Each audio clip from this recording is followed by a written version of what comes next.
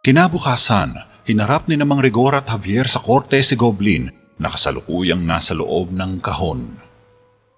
Ibig mong sabihin, ikaw ang may kasalanan sa pagkakalbo ng ulo ko, sa pagkasira ng tiyan ng marami, at sa pigsa, pati sa nangyaring kababalagan kay Jericho? Tanong ni Haring Argo kay Mang Rigor. Napatingin si Javier kay Jericho na nakaupo sa sulok habang hinihimas ang kanyang taenga. Ngumiti ng lihim si Javier. Natatakot ako noon, kamahalan, habang sinasapian ako nito. Sagot ni Mang Rigor. Totoo nang mahika ay may kapangyarihang sirain kahit na ang pinakamarangal na tao. Kaya dapat lang itong wasakin. Wika ni Haring Argo. Napatingin ito sa gumagalaw na kahon. Nag-aamok pa rin ang duwende at hindi tanggap na naikulong muli ito sa loob ng kahon. Tama po. Gayon pa man, dapat kong tiyakin sa inyo na si Javier ay ganap na inosente. Sambit ni Mang Rigor kay Haring Argo. Tumaas ang kilay ni Raya sa narinig at tumingin ito ng malalim kay Javier. Ngumiti lang sa prinsesa ang batang mangtatawas na tila nangaasar. Kung gayon, siya ay pinapatawad.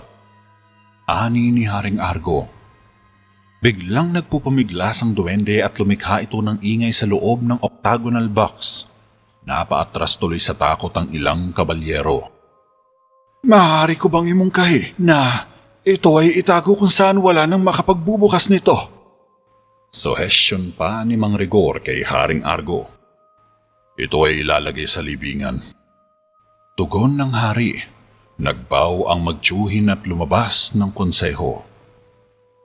Rigor, alam mo ba kung sino may pakana ng pagpapalaya ng duwende? Habol pa ng hari. Wala rin po akong ideya, kamahalan. Pagsisinungaling ni Mang Rigor. Tumangulang si Haring Argo at naupo muli sa kanyang trono. Siguraduhin mong hindi na ito mabubuksan pa. Utos ng hari kay Jericho. Pagsapit ng tanghali, naglalakad si Jericho sa may Phoenix Corridor nang makasalubong niya si Michelle na may dalang isang unan. Napahinto ang dalawa habang naiilang na napatingin sa isa't isa. Bahagyang tumikhim si Prinsipe Jericho. Kamahalan? Nakayukong bati ni Michelle. Michelle, yung mga nangyari pala nitong nakaraang araw, sa tingin ko mas mabuting kung hindi na natin pag-uusapan ang mga iyon. Nauutal na sabi ni Jericho. Hindi ko nga alam kung ano bang pangyayari ang tinutukoy mo. Umiling si Michelle at nagkunwaring walang alam para hindi mailang ang prinsipe. At para na rin makalimutan nila ang lahat. Kung tutuusin, mas nakakahiya pa nga ang nangyari sa kanya dahil sa walang patid na pag-utot niya sa loob ng konseho. Medyo tama ka. Walang saysay talagang pag-usapan yan. Baka guni-guni lang din natin ang nangyari. Siya nga pala. Kailangan ko pa palang sanayin ng mga kabalyero ngayon. Nahihiyang paalam ni Jericho. Tumango naman si Michelle. Dapat ko rin ibalik ito sa kwarto ni Raya. Nakahinga ng maluwag si Michelle at Jericho nang maghiwalay sila sa isa't isa. Dumaan ang ilang sandali. Makikitang sinasanay na ni Jericho ang isang kabalyero niya sa loob ng training grounds. Kasalukuyan naman silang pinapanood ng ilang kabalyero kasama sina Mang Rigor at Javier na nakatayo lang sa tabi. Mukhang naging abala ka nitong nakaraang araw sa paglaban sa duwende. Saad ni Mang Rigor. Ngumiti si Javier habang pinapanood niya si Jericho sa pagsasanay. Pero gaya ng dati, wala akong nakukuhang pasasalamat. Medyo nag-beast mode si Javier. Dahil ang pagpapalaya sa duwende ay ganap mong kasalanan, Javier. Hindi rin ako sigurado na nararapat kang pasalamatan. Masungit na sabi ni Mang Rigor. Hindi yan alam ni Jericho. Saad ni Javier. Para sa iyong kapakanan, mas mabuting umaasa ka na lang na manatili itong ganoon. Wika naman ni Mang Rigor. Naglakad sila ni Javier para umuwi. Habang naglalaban ay tinisod ni Jericho ang kabalyerong kasparing niya. Nawalan ito ng balanse at bumulaga sa lupa. Napatawa si Jericho. Nahawa na rin ang mga kabalyero at pinagtawanan din nila ang kasamahan. Ngunit habang patuloy na tumatawa si Jericho ay nagiging bray ang tawa niya na may kasamang ungol ng asno. Napatigil sa pagtawa ang mga kabalyero. Tahimik na ngumiti habang hinahaplos ni Jericho ang kanyang lalamunan. Nagtataka ito sa pag-iiba ng boses niya at napaiwas ng tingin sa mga kabalyero. Napatingin naman si Mang Rigor sa pamangkin na nakangisi kay Prinsipe Jericho. Javier! Saway ni Mang Rigor, alam niyang ginagamitan nito ng spell si Jericho. Isang uri ng spell na kayang baguhin ang boses ng tao. Isang araw lang naman. Sobrang astig, di ba? Nakangiti si Javier. Napangiti na rin si Mang Rigor at umuwi na sila ng masaya sa bahay. Sa susunod na kabanata, isang araw ay matatagpuan na lang ni Javier at Jericho ang kanilang mga sarili na nakikipaglaban sa loob ng isang tavern. Ngunit isang misteryosong lalaki ang biglang lulutang sa eksena at tutulong sa kanila. Ang pangalan ng lalaki ay Kael at itinaya niya ang sariling buhay upang protektahan si Jericho. Subalit sa kabila ng ipinakitang katapangan, siya ay malubhang nasugatan. Kaya nagpasya ang prinsipe na isama si Kael sa Terra Veda kung saan mabilis siyang makakabawi ng lakas sa tulong ni Mang Rigor. Ngunit lingid sa kanilang kaalaman, ang leader ng barbaro na kanilang nakasagupa ay may kasanayan pala sa pangkukulam. Gumawa siya ng paraan at nagbalat kayong kabalyero kasama ang isang tauhan. Nagbabalak silang paslangin ng prinsipe sa araw ng paligsahan. Gayunpaman natuklasan pa rin ni Javier ang salamangka na ginagamit ng dalawa at nasira ang kanilang mga plano sa tulong na rin ni Kael. Bagamat nakatulong, ay ipinatapon pa rin siya ng hari palabas sa Terra Veda dahil nagpanggap din siya bilang isang kabalyero. Sa araw ng taglagas, dahil naboboring sa loob ng palasyo si Prinsipe Jericho, ay naisipan niyang mangaso sa kagubatan. Isinama niya si Javier para may katulong ulit siya sa pagbubuhat ng kanyang mga gamit. Pagkarating nila sa gubat ay nagsimula silang maghunting. Maingat na naglalakad ang dalawa sa loob ng kakahuyan. Pinakikiramdaman nila ang buong kapaligiran. Ngunit ang nakapagtataka ay wala silang maramdamang anumang gumagalaw. Tahimik at parang walang gumagalang hayop sa paligid. Nagpatuloy sila sa paghahanap. Inikot nila ang buong kagubatan pero inabot na ng ilang oras ay wala pa rin silang nahuhuli maski isang kuneho. Subalit habang lumalalim ang panghahunting nila ay napapalayo na rin sila sa perimeter area mula sa mga lupaing saklaw ng Terra Veda. Hanggang sa hindi namamalayan na nakalabas na pala sila ng countryside at napadpad sa bahaging silangan ng kabilang bayan. Sakay ng kabayo, umakyat sina Jericho at Javier sa isang matarik na bundok kung saan matatanaw sa malayo ang isang maliit na nayon. Pinagmasdan itong maigi ng dalawa. Alam mo kung ano ang magandang gawin pagkatapos ng isang bukyang pangangaso? Wika ni Prinsipe Jericho kay Javier. Matulog, siyempre. Sagot naman ni Javier. Hindi. Isang malamig na serbesa. Puro na lang katamaran laman ng utak mo. Saad ni Jericho pero halatang hindi napahanga si Javier. Serbesa? Bumaba sina Javier at Jericho sa burol. Pagkarating nila sa ibaba ay itinali nila ang mga kabayo sa bukana ng maliit na nayon. Walang mas magandang lugar para sukatin ang kaugalian ng mga tao kaysa sa lokal na mga residente dito. Sambit pa ni Jericho. Isa ito sa mga sandaling sinabi ko sa iyo na hindi magandang ideya na gawin, pero hindi mo ako pinakikinggan, di ba? Tugon ni Javier. Mag-aral ka kasi, Javier. Dahan-dahanin mo at matututo ka. Pero ngayon, tandaan mo itong sasabihin ko sa iyo. Hindi ka talingkod, maliwanag. Isipin mong isa lamang tayong simpleng magsasaka tulad ng ginagawa natin. Paalala pa ni Jericho kay Javier. Walang problema. Sabay ungol ni Javier. Anong sabi mo? Naunang naglakad si Jericho. Sabi ko, napakaliwanag ng araw. Masungit na tugon ni Javier habang tinatakpan niya ng kamay ang muka. Tinarayan siya ni Jericho. Oo na. Narating nila ang isang pamosong bahay inuman sa lugar. Pumasok ang dalawa sa tavern at umupo sa isang bakanting table. Kita nila ang mga magsasaka at mga barbaro sa paligid na abala sa pag-inom ng serbesa at pagkwekwentuhan. May isang lumapit na matabang babae sa kanila. Mabilis nitong pinunasan ang mesa nila, saka kinuha ang ilang baso at nagtanong kung ano ang gusto nilang kainin. Nakatitig ang babae kay Javier. Magandang tanghali, anong gusto ninyo? Tanong ng babaeng mataba kay Javier. Nasambit lang ni Jericho. Ang gwapo mo naman, iho. Kinikilig ang babae. Sa katunayan, hindi lang ikaw ang unang nagsabi niyan. Pagmamayabang ni Jericho. Ay, hindi ikaw. Pasensya na. Itong kaibigan mong tinutukoy ko.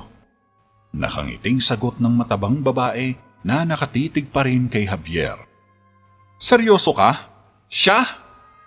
Napanganga si Jericho. Salamat. Sagot ni Javier na natutuwa. 2 baso ng serbesa, pakiusap. Mataray na wika ni Jericho. Nginitian ng babae si Javier bago umalis. Tila nagdilim ang paningin ni Jericho sa sinabi ng babae at napatingin sa paligid. Abala pa rin sa paglaklak ng alak ang karamihan na tila walang pakialam sa mga taong nasa paligid. Tuloy lang sila sa inuman. Mukhang mali ako. Ang pagpunta pala dito ay isang magandang ideya. Nakangisi si Javier pero inirapan lang siya ni Jericho. Maya-maya pa ay dumating agad ang order nila na dala ng babae. Kinuha ito ni Javier at nagsimula na silang kumain saka uminom. 2 tapsilog at 4 na malamig na serbesa ang inorder ng dalawa. Mabilis nilang nilantakan ng pagkain dahil sa pagod at gutom sa pangangaso. Subalit ilang sandali lang ang nakalipas ay malakas na kumalabog ang pinto ng tavern nang biglang pumasok ang isang lalaking barbaro. Maangas itong tumingin sa lahat kaya napako sa kanya ang tingin ng marami. Ang kanina'y masayang kwentuhan ay nabalot ng katahimikan. Tila walang naglalakas loob na magsalita. Hindi nila pinansin ang lalaki at mga piping bulag na tumunggalang ng mga alak. Dumaan sa lalaki ang isang babaeng serbedora at inihagis niya ang mga pinggan na hawak ng serbedora. Nagulat si Jericho at Javier sa ginawa ng lalaki. Magandang tanghali sa iyo, Karen. Mukhang maganda ang negosyo natin ngayon.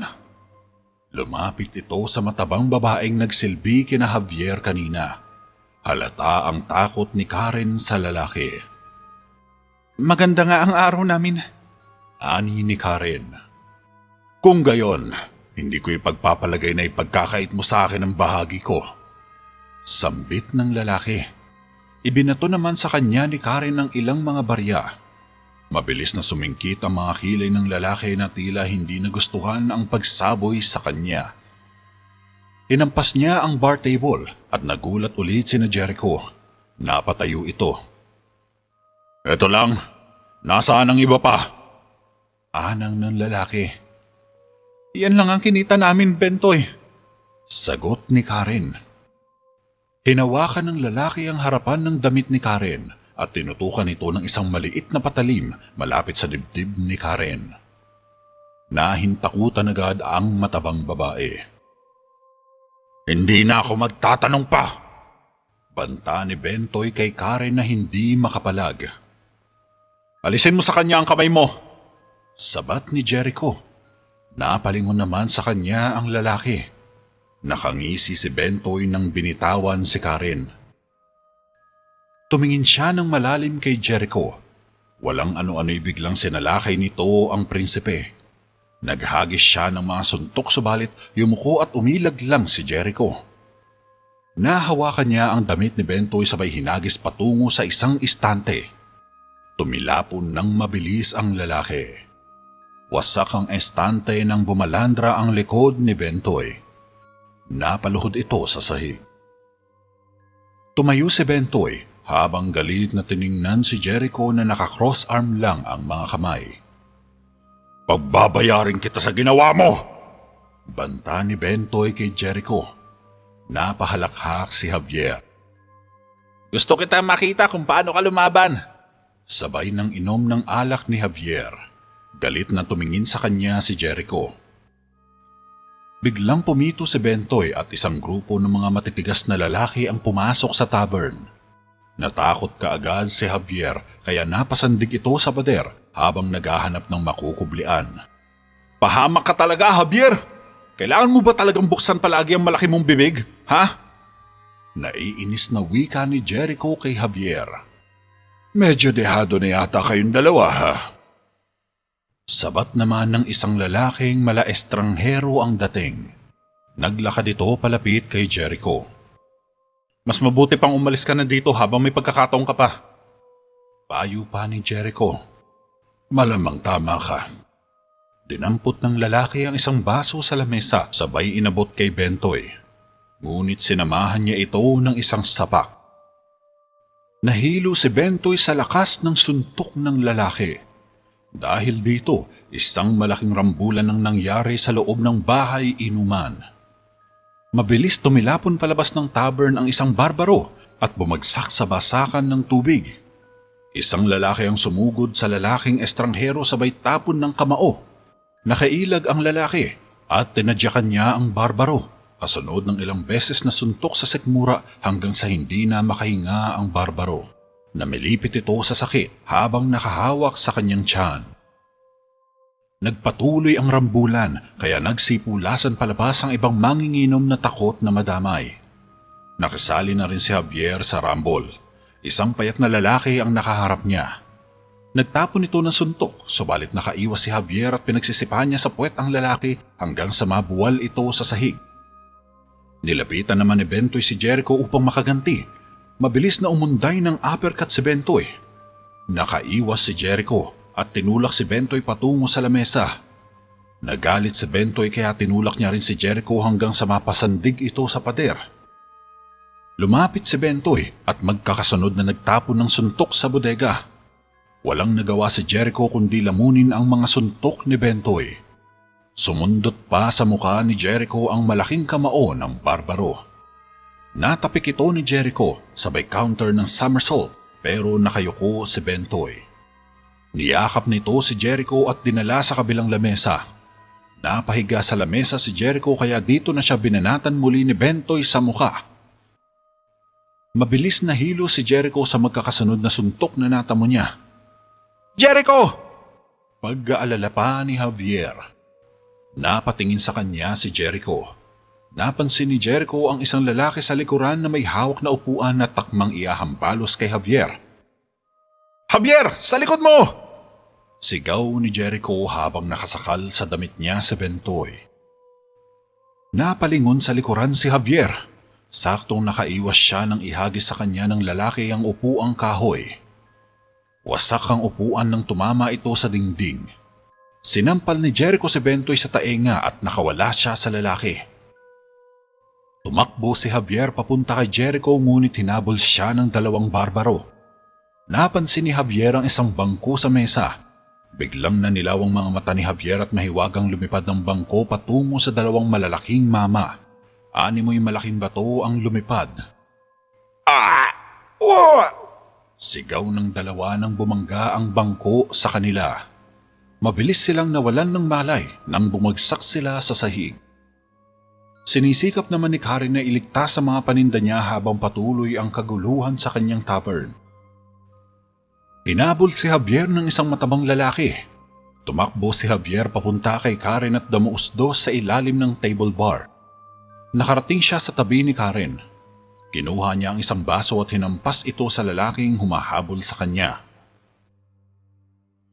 Tinulungan din siya ni Karen na patumbahin ang kalaban nang pukpukin niya ang babasaging baso sa ulo ng lalaki. Isang plato ang biglang lumipad sa dalawa pero nakaiwas sina Javier at Karen. Napayuko sa ilalim ng bar table si Karen at nabasag ang pinggan sa lagayan ng mga alak sa istante. Nakita ni Javier ang lalaking bumato. Tumatakbo ito at susugurin siya. Napansin ni Javier ang mga pinggan sa ibabaw ng bar table. Isa-isa niyang pinalipad ang mga pinggan papunta sa lalaking barbaro gamit ang mahika. Parang nangisay ang lalaki ng tamaan sa iba't ibang bahagi ng katawan. Napasayaw pa ang lalaki bago matumba sa sahig. Lumapit ang estrangherong lalaki sa bar table at humingi ng alak kay Javier. Inabot naman ni Javier ang isang pitsyel ng alak. Mabilis itong nilaklak ng lalaki pero isang barbaro ang biglang sumugod. Ah! Yumuko ang lalaki ngunit iniwang nakapwesto ang kamao sa ere. Dumikit ito sa ilong ng barbaro na parang tubo na sinalubong ang kamao ng lalaki. Bumagsak sa sahig ang barbaro na nahihilo at nagdurugo ang ilong. Anong pangalan mo? Tanong ng lalaki. Javier. Maiksing sagot ni Javier. Kael nga pala. Masaya ako makilala ka, Javier. Biglang sumugod ang isa pang barbaro kay Kael. Napalingon si Kael at binasag niya ang pitsyel sa ulo ng barbaro. Tumingin ulit siya kay Javier at ngumiti na tila inosenteng bata. Sayang naman. Wika pa ni Kael. Isang barbaro ang biglang umakbay kay Kael pero mabilis na nakapalag si Kael at hinawakan ang batok ng barbaro sabay pinilit ang leeg. Gulat si Javier nang ibagsak ni Kael ang mukha ng barbaro sa ibabaw ng lamesa. Hindi pa tayo tapos! Tumayo ang lalaking basag ang ilong at sumugod kay Kael. Sumugod din ang lalaking hinampas ni Kael sa table bar. Dalawa na ang umatake kay Kael pero maliksi makipaglaban ng lalaki at nakakasabay siya sa mga ito. Tinamaan man ng ilang mga suntok sa katawan at muka, di ininda ni Kael ang sakit. Sumabay siya ng mga suntok at sipa. Napatumba niya ang isa at binagsakan naman niya ng upuan ang pangalawa. Parehong bumulagta ang dalawa. Natuwa si Javier kaya inabutan niya uli ng alak si Kael. Uminom ng alak si Kael na parang nahimasmasan pa sa kabila ng mga tinamo niyang pinsala. Animoy nagkaroon pa ito ng dagdag na lakas matapos laklakin ng isang bote ng alak. Biglang sumalakay kay Kael ang ilang barbaro pero hindi siya malapitan ng kanyang mga nakalaban. Umatake ang mga barbaro subalit hangin lang ang tinamaan ng kanilang mga kamao. Kitang-kita ang pagkabihasa ni Kael sa harapang laban. Hindi ito makapitan. May humablot sa balikat niya pero tinapik niya ang braso at dinislocate niya ang siko. Sinipa naman niya ang muka at bago bumagsak ang katawan ay sinalupa ng muka nito ang isang kamao mula kay Kael. Bago pa man makapalag ang mga kalaban ni Kael ay napatulog na niya ang mga ito gamit ang dunong niya sa close quarter combat. Hindi tumagal ang laban at parang pinaglaruan lang ni Kael ang mga barbaro. Samantala, mainit na labanan pa rin ang nangyayari sa pagitan ni Jericho at Bentoy sa gitna ng tavern. Ilang beses na sinuntok ni Jericho ang malaking tiyan ni Bentoy, subalit sadyang mahirap patumbahin ng lalaki dahil parang hindi nito iniinda ang mga tama sa kanya. Sumuntok si Jericho pero nakailag si Bentoy at lumusot ang isang kamay nito sabay ginapos ang ulo ni Jericho. Napayuko si Jericho nang ma-headlock siya ni Bentoy. Pero bigla niyang in-elbow throw sa sikmura si Bentoy. Ay! Impit na sigaw ni Bentoy at napasandig ito sa pader. Lumapit si Jericho at muling umatake kay Bentoy nang magpalipad ng isang suntok. Nahuli ni Bentoy ang kamay niya. Gumalaw ang isang kamay ni Jericho pero nablock rin ito ni Bentoy at hinawakan din. Nagbunuan ng lakas si Jericho, subalit sadyang mabigat at malakas ang katawan ni Bentoy at bumunot ng patalim. Napansin ito ni Kael kaya sinugod niya si Bentoy sabay niyakap at pareho silang bumagsak sa sahig. Bumangon si Kael, ngunit may tama na ito ng patalim sa hita. Nakatulog naman kaagad si Bentoy nang mabagukang ulo nito sa bangko na nasa tabi nila. Napatayo sa gulat si Jericho dahil sa nangyari. Lumapit sa kanya si Javier. Sinubukan ni Kael na tumayo pero natumba lang ang katawan nito sa isang bangko at tuluyang nawalan ng malay. Nag-aalalang lumapit sina Jericho at sinuri kaagad ni Javier si Kael. Tahimik lang ang lahat sa nangyari. "Kamusta siya?" tanong ni Jericho kay Javier. Hinugot ni Javier ang patalim sa hita ni Kael.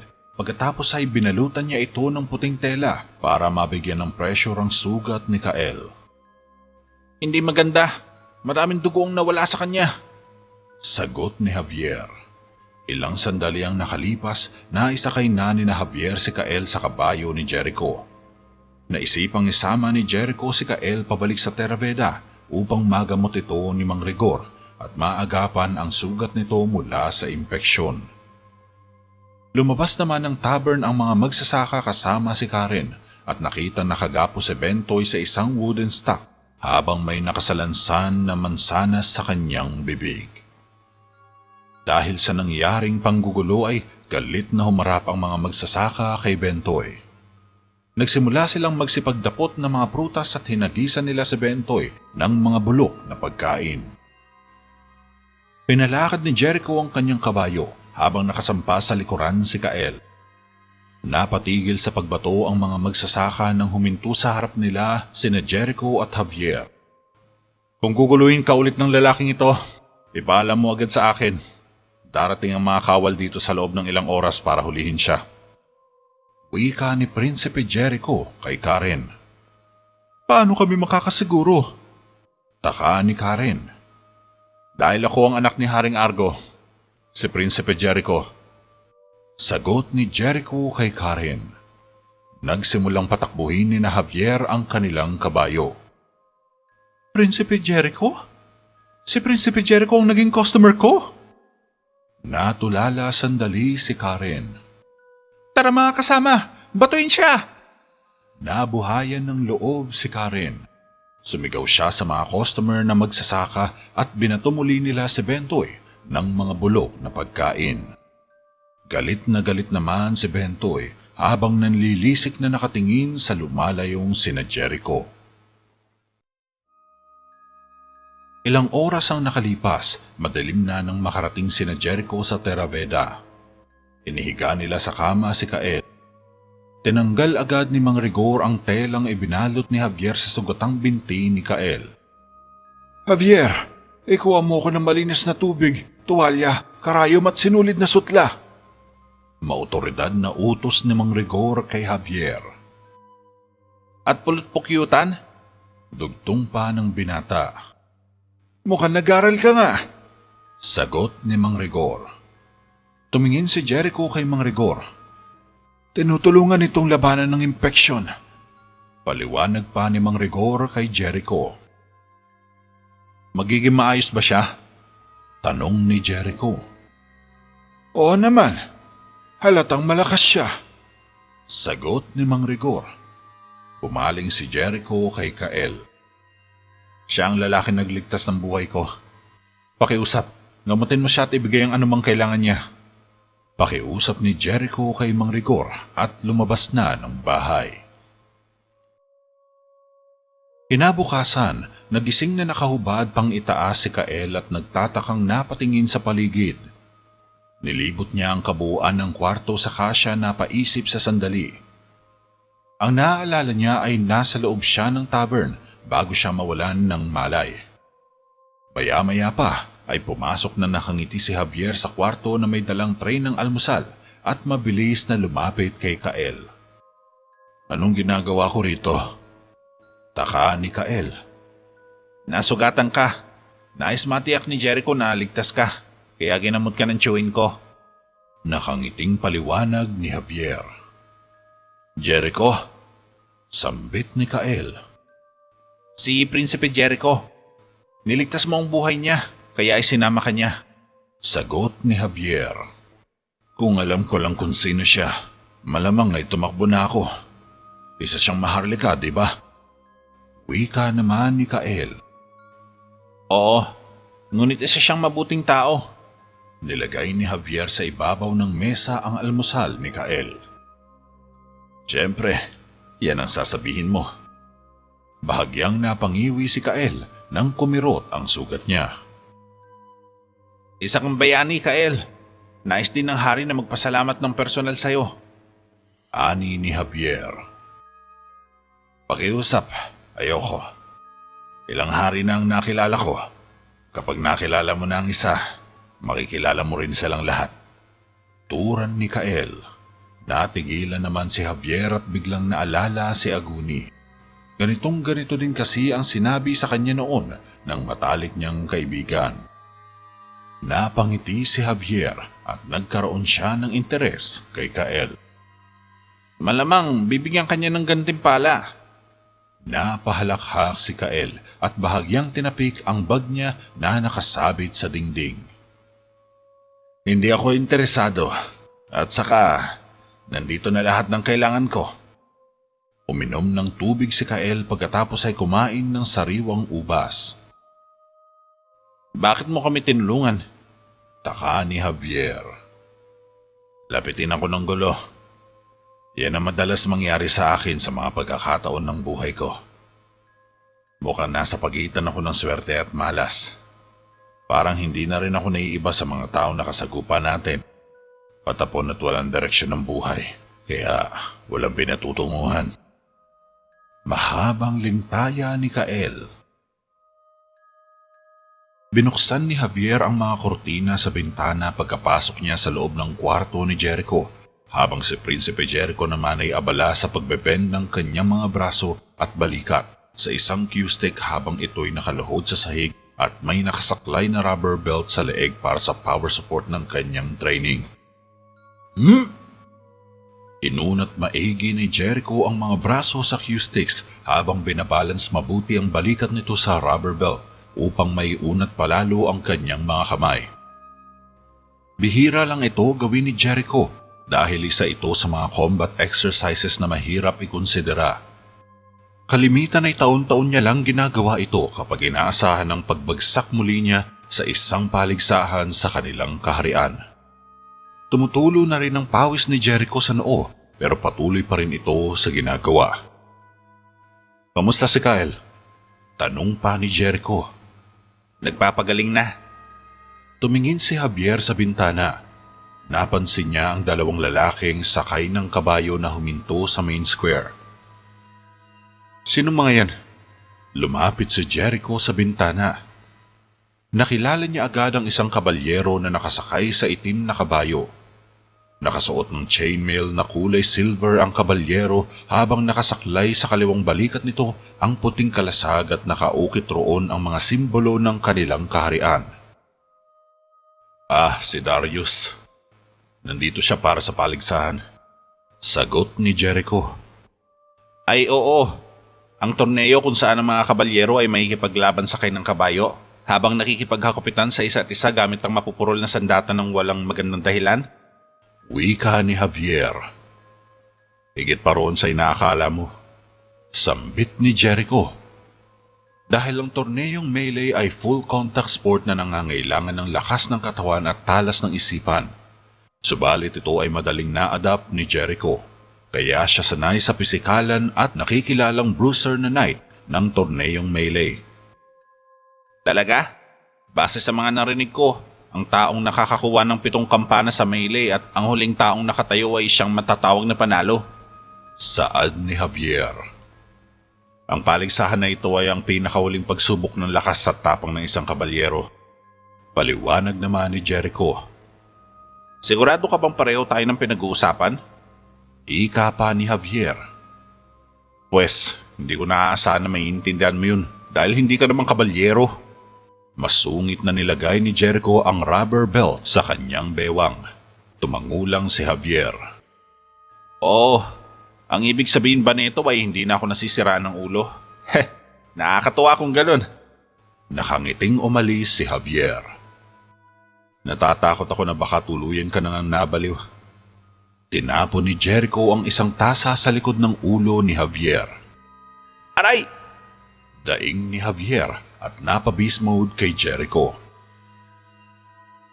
Nagpunta lang si Jericho patungo sa lamesa. Tiningnan niya ang susuoting armor. Gusto kong linisin mo ang lotang iyon bago magtanghali. Utos pa ng prinsipe. Kinakamot naman ni Javier ang leeg niya palabas ng silid. Samantala, sa isang maliit na nayon mula sa silangang border ng Mercia, ay may isang matandang salamangkero ang naninirahan sa isang maliit na bahay na nakatayo malapit sa bukana ng gubat. Simple lang ang kanyang bahay. Gawa lang ito sa kawayan at mga nipa, habang natatakpan ng pulang tela ang bawat sulok, kaya mahirap tagusan ng liwanag ng araw sa labas. Tanging mga kandila lamang ang nagsisilbing ilaw ng matanda sa loob ng bahay na nakatirik sa paligid ng estante at lamesa. Maya-maya pa ay pumasok sa bahay ang dalawang lalaking nakaitim na roba. Mukhang inaasahan na ng matandang salamangkero ang pagdating ng mga bisita, kaya kinuha kaagad niya sa altar ang isang mahabang bagay na nakabalot pa sa pulang tela. Iniharap niya ito sa dalawang lalaking nakaitim na roba na nakatayo sa harap niya. Hinubad ng isa ang hood nito at sumilay ang mukha ng lalaki. Ang batong talim, gaya ng hiling mo. Binuksan ng matanda ang tela at lumantad sa dalawang lalaki ang makikintab na espada. Napangiti si Bentoy nang masilayan nito ang mga sandatang dilim. Ininspeksyon ni Bentoy ang isa sa mga espada ng batong talim. Mukhang mapurol sila, komento ni Baldo, ang tauhan ni Bentoy. Medyo mataba ito at balbas sarado. Titig na titig ito sa espada. Ganyan lang ang itsura nila. Paliwanag ni Bentoy, sabay mapaglarong pinutol ang sando ni Baldo gamit ang hawak na espada. Nagtawanan ang dalawa. Saan mo namang gagamitin ang ganitong armas? Tanong ng matandang salamangkero. Wala ka ng pakialam doon, matandang lalaki. Di ba mayroon kang mga kristal? Wika ni Bentoy. Nagulat naman ang matanda pero nanatili lang itong kalmado sa kabila ng magagaspang na asal ng mga bisita niya. Pera muna. Masungit na sabi ng matanda. Ibinato sa kanya ni Bentoy ang isang supot. Mabilis na kinuha ng matanda ang isang kahon mula sa loob ng kanyang kaban. Bahagyang ngumiti si Baldo habang nakatalikod sa kanila ang matandang salamangkero. Lihim siyang sumenyas kay Bentoy. Naintindihan naman ito agad ng barbaro. Matapos makuha, binuksan ng matanda sa harap nila ang kahon. Kuminang ang mga mata ng dalawang lalaki nang bumungad sa kanila ang mga kristal. Akmang aabutin na ni Bentoy ang mga kristal, subalit pinigilan siya kaagad ng matanda. Huwag muna. Wika ng matanda sabay umusal ng isang orasyon. Mabilis na kumislap ang mga kristal. Napangisi naman sina Bentoy at Baldo. Sinara ng matanda ang kahon at tumingin ito kay Bentoy. Sumingkit ang kilay ng lalaki. Ang sino mang magsusuot ng kristal na ito ay maaaring kunin ng anyo ng sino mang tao na kanila mahawakan. Tumawa ang matanda. Salamat. Kinuha ni Bentoy ang kahon. Salamat din. Tumalikod ang salamangkero upang bilangin ang mga salaping kinita niya. Napangisi ito, subalit hindi niya inaasahan ang sumunod na nangyari. Bigla na lang tumagos sa sikmura niya ang batong talim nang saksakin siya mula sa likod ni Bentoy. Natumba ang kawawang salamangkero at namatay agad. Humarap si Bentoy kay Baldo nang nakangiti. Ano nang gagawin natin? Tanong ni Baldo. Ngayon, makakapagiganti na tayo kay Prinsipe Jericho ng Terraveda. Tugon ni Bentoy sabay tawa ng malakas. Tinapik siya ni Baldo sa balikat. Iniwan nilang nakabulagta sa lupa ang matandang salamangkero, duguan at wala ng buhay. Sumakay sa kabayo si Bentoy habang nag-iisip ito ng paraan kung paano sila makakapasok sa kaharian ng Terabeda nang hindi nahahalata ng mga gwardyang kawal. Sinuot ni Kael ang mga sapatos niya matapos niyang mag-almasal. Medyo maalinsangan sa loob ng kwarto ni Javier, kaya tumayo siya para buksan ng bintana. Tumuntong si Kael sa maliit na hagdan ng bintana. Bahagyang ginulo ng hangin ng bagsak at medyo kulot na buhok ng lalaki. Nakangiting pinagmasdan ni Kael ang magagandang tanawin sa labas, ang mga maliliit na bahay at ang kabuuan ng Terabeda. Ngumiti si Kael at naisipan niyang lumabas ng bahay para makapaglibot-libot sa ibabang bayan. Lumabas ito agad ng bahay. Habang naglalakad sa palengke ay nakasalubong ni Kael si Michelle, ang dalagang katulong ni Prinsesa Raya. Napahinto sa paglalakad si Kael. Natulala siya kaagad at nabighani sa kagandahan ni Michelle. Naniniwala akong pag-aarin mo ito? Biglang napahinto si Michelle at tinignan si Kael. Parang hindi naman. Hindi yan ang paborito kong kulay. Nagpatuloy si Michelle pero hinarangan siya ni Kael sa kalye. Kung ganun, tingnan natin. Hindi nakareak ang dalaga nang nilagay ni Kael ang bulaklak sa ibabaw ng tenga ni Michelle. Sa tingin ko, hindi lang akong binibigyan mo nito. Medyo naiilang na wika ni Michelle. Hindi, sa'yo lang. Itinaas ni Kael ang mga kamay bilang patunay. Nginitian lang ni Michelle si Kael, sabay pilit na nilampasan ito, ngunit sadyang makulit ang lalaki. Ako nga pala si Kael. Nakangiting inabot ni Kael ang kamay niya. Napailing si Michelle at nagpatuloy ulit sa paglalakad. Hindi bumitaw sa kakulitan si Kael. Hinila niya pabalik ang dalaga gamit ang isang kamay niya. Hindi mo pa sinasabi sa akin ang pangalan mo. Para kang prinsesa sa paningin ko. Parang si Cleopatra o si Helena. Ay, tama. Prinsesa Cleopatra. Umusog si Kael kay Michelle. Tumigil ka nga.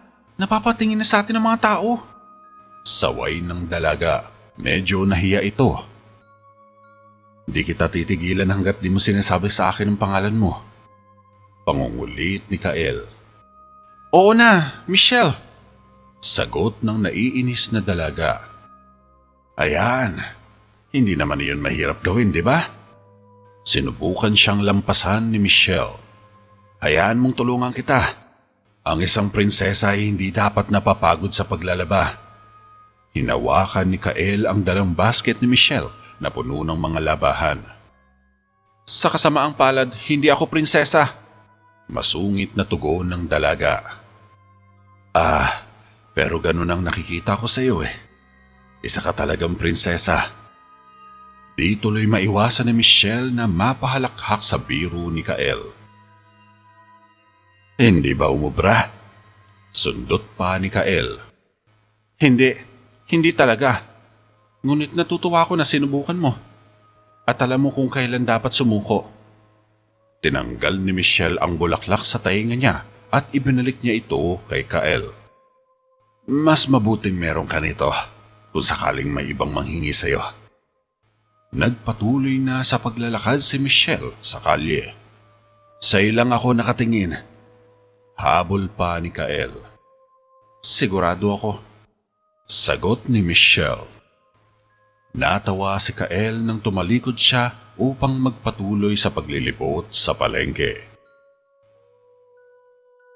Samantala, nakarating sina Bentoy at Baldo sa loob ng kagubatan kung saan sinusubaybayan nila ang isang nakatirik na tolda. Nakakubli ang dalawa sa mayayabong na dahon ng puno at mga sangang nakatukod sa lupa dahil sa katandaan. Nakamasid sila sa dalawang lalaking tahimik na nagpapahinga sa labas ng tolda habang hinihintay na maluto ang inihaw nilang pagkain. Nakaupo ang isa sa isang malaking bato habang nagpapahinga naman sa isang nakaigang puno ng akasya ang kasamahan nito. Tumayo ang lalaking nakaupo sa isang malaking bato at kumuha ng basong may alak. Ilang milya pa ba ang layo natin sa Terra Veda, Darius? Tanong ng nagpapahingang lalaki. Kalahating araw na biyahe pa. Malapit na matapos ang paglalakbay natin. Huwag ka nang mainip, Cedric. Sagot ng nakatayong si Darius. Kung ganon, papadaliin ko sa inyo ang biyahe nyo papuntang impyerno. Nakangising lumabas si Bentoy mula sa pinagtataguan nila. Nakita ni Cedric si Bentoy na nagmamadaling sumugod kay Darius para atakihin ang kabalyero.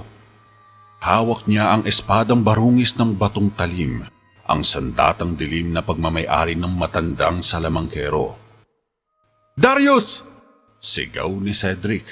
Subalit hindi na nakaporma pa si Darius nang mabilis itong saksakin ni Bentoy sa tagiliran. Natumba si Darius na naghihingalos sa lupa. Tumayo naman si Cedric at mabilis na hinugot ang kanyang espada.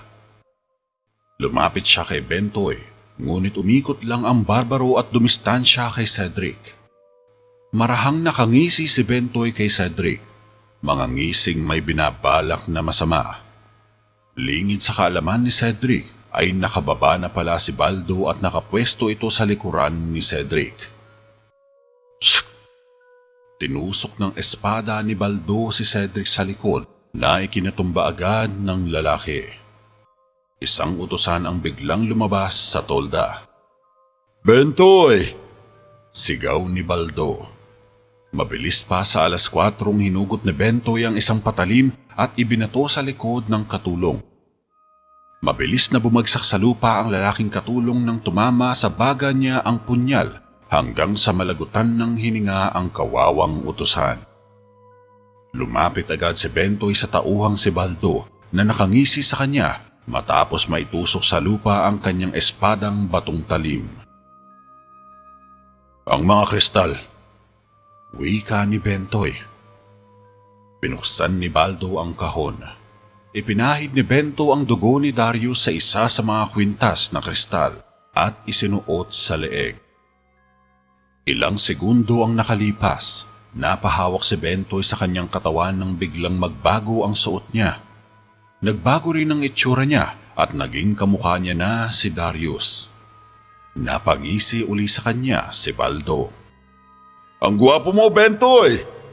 Papuri pa ni Baldo. Ginoong Darius, paglilinaw pa ni Bentoy. Paumanhin, pinuno. Yumuko si Baldo. Ayos lang. Kinuha ni Bentoy ang kahon at iniabot ang pangalawang kwintas kay Baldo. Ikaw naman, pagkatapos natin dito, maaari na tayong kumuha ng nararapat sa atin sa paligsahan. Seryosong sabi ni Bentoy. Matapos makapagpalit anyo, ay muling sumakay sa kabayo ang dalawang barbaro at naglakbay patungo sa kaharian ng Terra Veda upang isagawa ang planong pagtapos sa buhay ni Prinsipe Jericho. Sa ilang oras na paglalakbay, mabilis na nakarating sina Bentoy at Baldo sa kaharian ng Terra Veda. Sumalubong sa kanila ang mga taong abala sa mga gawain. Mga taong tila walang pakialam sa paligid nila. Ngunit ang iba naman ay tila masaya sa nagkakatuwaan sa paligid. Mukhang excited na rin sa napipintong torneo na magaganap.